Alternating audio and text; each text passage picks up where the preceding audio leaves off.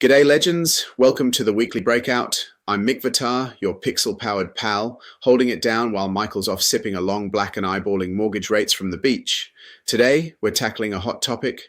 Will the Reserve Bank of Australia cut interest rates in July 2025? It's a big one for anyone with a mortgage or dreaming of one. Quick note before we dive in, this video is for education and entertainment only. I'm not your financial advisor. Always check with a licensed professional before making any money moves. Let's get into it. All right, let's break it down. The word on the street is that the RBA might drop the cash rate at their July 7th and 8th meetings. Three of the big four banks, Commonwealth, NAB, and Westpac, are betting on a 0.25% cut, bringing the rate to 3.6%. Why is that a big deal? Well, for a $600,000 mortgage with 25 years left, that's about $90 less a month. Got a $1 million loan, you're saving closer to $150 a month. That's extra cash for a cheeky weekend getaway, or, let's be real, a few more coffees. The reason the banks are optimistic? Inflation's chilling out.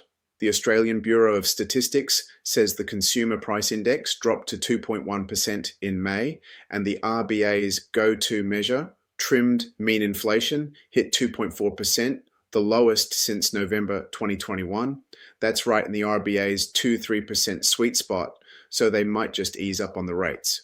But hold your horses, legends. Not everyone's sold on a July cut. ANZ is playing the contrarian, saying the RBA might wait until August, and even if the RBA cuts rates, your bank might not pass it on. Flashback to 2015 to 2020, out of 10 rate cuts, Commonwealth, NAB and ANZ only passed on 4, and Westpac was even stingier with just 2. Another curveball, Australia's got a productivity problem. Think of it like the economy's got a stubborn wart. If businesses aren't getting more efficient, inflation could creep back up, making the RBA think twice about more cuts. Plus, global risks like Middle East tensions or US trade tariffs could make the RBA cautious. Westpac's Lucy Ellis says it's not a done deal, so don't pop the champagne just yet. So, what's the takeaway? If you're a homeowner, a rate cut could give your budget some breathing room. Nice. But don't bet the farm on it. If you're looking to buy a home, CanStar's Sally Tyndall and other experts are screaming from the rooftops. Don't rush in just because rates might drop. Make sure you can afford the mortgage now, not just if rates fall further. Some economists, like Stephen Koukoulas, are even floating a wild 0.5% supersized cut, but that'd need some seriously bad economic news. Either way, play it smart and keep your finances tighter than a kangaroo's pouch. That's it for this week's breakout. Will the RBA cut rates in July 2025, or will they hold off? The banks are leaning toward a cut, but with productivity woes and global drama, it's anyone's guess.